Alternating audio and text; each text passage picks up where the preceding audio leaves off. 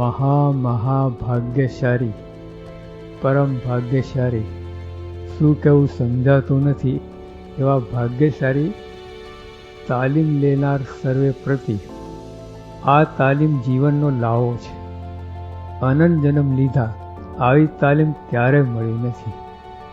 તાલીમ બીજી મળી શરીરનું ઘડતર કે આ લોકની બધી વિદ્યાનું ઘડતર, પરમ વિદ્યા પરાવિદ્યા એ તાલીમ ક્યારે મળી જ નથી.